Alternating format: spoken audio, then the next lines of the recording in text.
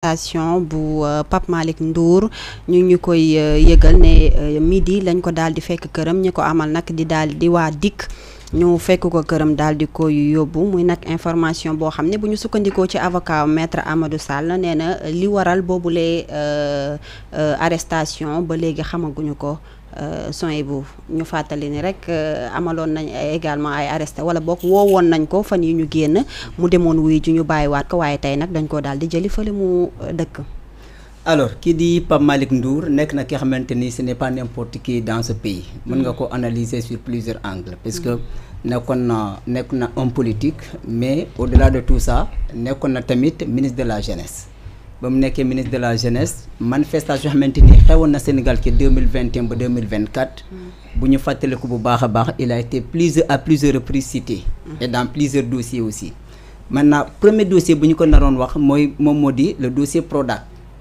Pape Malick Ndour ak kii ni à part Mame Mbaye Niang moom tamit nekkoon na ministre de la jeunesse te Prodac dafa rattaché ci ministère de la jeunesse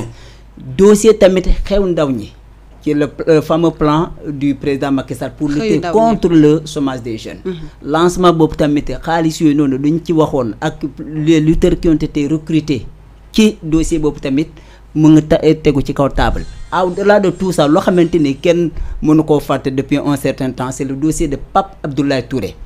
Le fameux la fameuse date du 3 juin boo xamante ni moom si lañ ko arrêté woon ba torturer ko par la suite filmer ko diffuser ko. loolu Pape Abdoulaye Touré ñëw dénoncé Pape Malick nu ñu koy waxee indexé Pape Malick Ndour ci dossier boobu na parce que nee na ñu ko jàppoon dañoo ne woon ñoom ay éléments ministre de la jeunesse lañu te ñoom à l'heure actuelle mu nga émission tel organe ci telle émission léegi nag moom bu ñu ko koy accusé moom mu topp dossier bi di def ay va-et-vient ba ñu convoqué woon ki xamante ni moom moo di Pape Malick Ndour ci dossier boobu. Au-delà de tout ça ça fait à peu près un mois maximum moom Pape Malick Ndour lors d'une rencontre avec les cadres de l'Alliance pour la République waxoon na ni ce pouvoir il n'a ni programme ni projet ni vision à l'heure actuelle lu ñu defee nii mooy tôt ou tard régime bi mënul eggali te. Il faut que Macky Sall moo mën a ñëw terminer le mandat de Diomaye.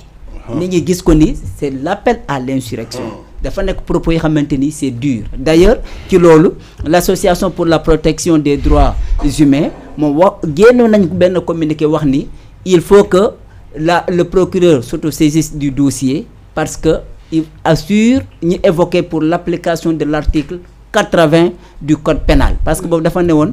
quiconque def ay tentative de déstabilisation d'un pouvoir war nañ ko mën a teg 1 an jusqu'à 5 ans d'emprisonnement ferme amende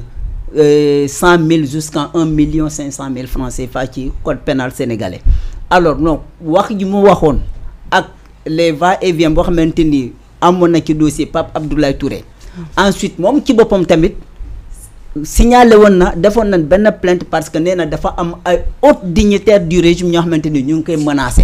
maintenant sur tout ça reste demoon na def ay audition ñu entendre ko section de la recherche ñu libéré ko mu ñibbi encore avec y a d'autres dossiers maintenant cette fois-ci s'il a été arrêté on peut faire des suspicions que ça peut être autour de l'ensemble de ces dossiers-là mais en tout cas c'est quelqu'un qui est très hostile face au parti PASTEF et les patriotes parce que on se rappelle mars 2023 lan la waxoon comme à l'époque les propos de Ousmane Sonko et les militants de PASTEF c'était quoi ku fi dee sa yaay juraat moom mu ne ku fi dee ñu doon sa jabar léegi loolu c'était mars 2023 et fan la ko defee woon c'était Kër Gorgui alors léegi nag multiplier des sorties contre Sonko à l'époque opposant ñëwaat encore def les mêmes sorties contre Sonko premier ministre et le régime maintenant ba jusqu'à parler de la destitution d'un président de la République je suppose supposition la comme ba léegi jusqu'à présent ces avocats n'ont pas révélé mais les faits ñoo xamante ni moom xewoon na ci sur son dos ce sont les faits là que nous avons révélés et pensant que peut-être ça peut tourner autour de ces faits là. D'accord Abdou Khadre arrestation wu kii di Pape Malick Ndour gisoon nañ ne woowoon nañ ko tey nag nee nañu dañ ko jëli fële ca këram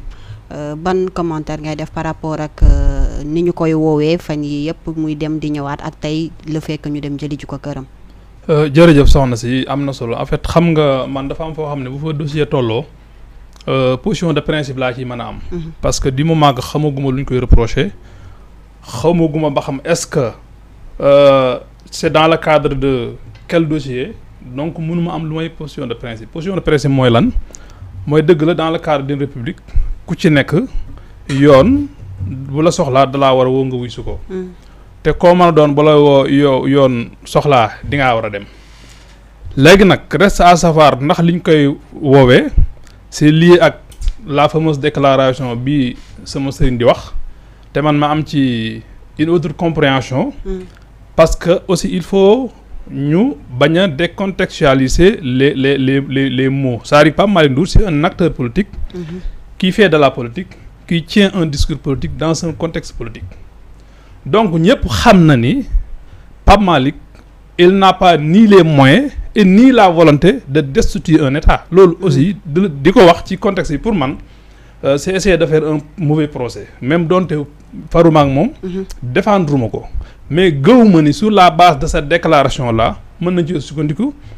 pour ne dafay tentative de xawma lan ak lan vraiment charge yooyu nga xamante ne c'est tellement lourd aussi waru ko gaaw teg ci nit. aussi Sénégal il faut ñu bàyyi di pour man on joue avec les mots. aussi c'est pas bon. surtout en matière de loi. et pourtant Sonko a dit quelque chose de similaire quand il dit que bu fekkee président mënut dama jox ma gouverner. mais buñ koy jox ci ban base lañ koy joxee mu gouverner est-ce que dañ koo fal faluñu ko. quand il dit fii dafa am problème d'autorité mën nañ koo interpréter neneen man Pape Malick dama ne déclaration bi mu defoon tant que waxut yan moyens lañ koy defee ba pare évoquer ay moyens illégaux dans ce cas mënuma ko reprocher xam nga déclaration bi mën nañ ko interpréter de plusieurs manières am nañu jàpp ne effectivement bu nee ñii nañ fi na force sociale yi daje ñu arrêté ñu li fi nekk maanaam def transition indi Macky Sall mu yeggali ko xam nga baatu indi Macky Sall mu yeggali ko loolu xalaatam la. loolu ay rêve la ay gént la ku ne am nga ci droit. mais bu ñu fi jëlee ñi fi ne yan moyen lañ leen fiy jëlee parce que dañ leen a fal 5 ans bu ne woon dañ leen a war a dañoo war a faire un coup d'état loolu xam nga leer na. bu ne woon dañoo war a destituer xam nga loolu leer na. bu ne woon dañoo war a renverser xam nga loolu leer na. bu ne woon dañoo war a rendre le pays ingouvernable yii bu mu ci waxoon fam toog yoon da faa war a fekk jël ko yëpp. mais du moment que nañ wut ay forces sociales. mais supposons benn hypothèse. supposons 2 millions 3 millions Sénégalais génn suba wala ginnaaw suba ne dañoo bëgg le président bu démissionner ne serait-ce que pour ça dañuy def noonu au-delà de 3-4 jours dafay démissionner mais hypothèse boobu mën na ne te boobaa mënu wax ne dañoo jëfandikoo loo xam ne yoon da ko aaye. te pourtant hypothèse mën naa nekk est-ce que ji wutoon wax loolu man du moment que néewut li muy wax waxut ban moyen la koy defee pour man damay jàpp rek ne comme neex nga interpréter ko nu la neex mais man garaaw ci man d'autant plus que nee naan acteur politique la ne ci contexte politique di wax tënk ay discours politique jàpp naa ne bu doon looloo Ousmane li mu fi def ci ay déclaration kenn mosu faa yegg te pourtant dañ ko doon à un certain moment dañ ko doon comprendre donc pour man Sénégal menace bi gën a garaaw mooy dañu war a bàyyi di jouer ci baat yi c'est-à-dire que li ñu doon wax pour éviter la guerre il faut définir très bien les mots mais selon ko ci contexte bi lañ nekk wala selon ko dañoo far ci parti sàngam da ngay gis ne interprétation bi ñu am sur la loi dafay am une différence par rapport bu fekkee da nga nekk de l'autre côté loolu nag pour man arrangé wu réew mi baaxul ci ëllëg réew mi ndax yow mën na ci position boo xam ne da ngaa yaakaar ne yaa yor doole ji mais yëf yi day wëlbatiku ëllëg mën nga nekk ci position boo xam ne dafa faiblesse te su boobaa bëggoo ñuy jouer sur les mots di la teg yenn charge yi am na yu fi doon gis du temps dama sàll ku def benn TikTok wala benn page Facebook ñu ne la atteinte à la sécurité de l'État mais finalement état moom xanaa moom comme daaneel ab néeg sax mu gën a yomb daaneel ko pour man na politiciens yi bàyyi di fooyu baat yi c'est parce que nga am benn adversaire à abattre donc moindre cesse nga teg ci kawam atteinte à la sécurité de l'État insurrection baat yoo xam ne vraiment buñ koy dégg loolu Sénégal mënoon nañoo dund ba jóge fi duñ ko dégg parce que xamul tax Sénégal yàlla may na ko cooy lu mu bëri nag muy Pape Malick Ndour mu waa Pastef bu caaxaan ci dëgg des xam na ne Sénégal yaa ko arrangé wu leen parce que duñ ci gagné te ñëpp ci perte donc pour man on gagnerait à faire plus de clémence et de compréhension vraiment on passe à autre chose parce que am na yoo xam ne bi nga ko rëyalee rek la rëy mais boo ko xawoon a banaliser comprendre un discours politique jàpp ma ne ça fait pas voilà l'objet d'un débat boo xamante ne danaan dañ ko xam nga instruction bu ñu koy wax. en résumé da nga jàpp ne kàddu yi nga xam ne Pape Malick Ndour yëkkati woon na ko foofu di wax ni dañu war a boole suñu doole ngir jëlee fi gouvernement bi fi ne andi Macky Sall mu eggali loolu garaawul. man dama ne garaaw xam nga li doon garaaw. nañ leen fi jëlee mais par quel moyen. bu ne woon nag nañ leen def coup d'état xam nga loolu leer na moyen bu leer la. bu ne woon nañ def insurrection loolu leer na mais di ma wax nañ fi d'ailleurs opposition par définition mooy ñi fi ne nañ fi jógee. opposition par définition loolu lay teg mooy ñi fi ne bokkuma ak ñoom xalaat bokkuma ak ñoom programme te dañ fee war a jógee léegi maintenant à quel moyen lañ fiy jëlee loolu mooy wax ji parce que dañ leen a fal nga ànd ak ñoom ou pas dañ leen fal 5 ans yi ñoo fi war a nekk ñoo war a gouverner léegi boo nee da nga leen fiy jëlee da ngay wax yan moyen nga leen fiy jëlee. tey bu fekkee ne ci dossier boobu dañuy supposer rek ba léegi ndax xamaguñu les faits réels bu fekkee ne ci dossier boobu lañ ko jëlee cueillir ko këram yóbbu ko fas yéene ko yóbbu ji peut-être prison wala feneen. lan moo war a nekk taxawaayu opposition bi wala boog loolu ban message lay faire passer. waaw message bi weesu lu may liñ doon xeex te jàpp ne jóge na fi mu jógewu fi. muy lan maanaam tey kumba am ndey ak kumba amul ndey wala bu fekkee da ngaa nekk dans l'opposition dafay mel ne toutes les projecteurs dañ koy braquer jëmale ko opposition bi fàtt na ñu ngi fàttali du temps de Macky Sall dafa mel ne. Sosis dafa braqué woon carrément procédure yi jëmale ko ci waa Kër Sonko boo xoolee arrestation yëpp seen côté la woon mais bi ñuy xeex dañoo bëggoon loolu jóge fii mënuñu ñëwaat nag léegi mel ne finalement aussi dañu braqué waat procédure yi jëmale ko ci de l'autre côté finalement mu nekk un éternel recommencement bu fekkee da nga toog di fayantoo ba dem keneen ñëw ne day fayu ci yow kooku keneen ñëw ne day fay ci moom Sénégal du dem donc par man vraiment un certain moment aussi il faut qu'on fasse preuve de gentleman daal parce que am na loo xam ne question de grandeur la xam nga question de grandeur la xam nga yor doole di dumuwaate loolu ñëpp a ko man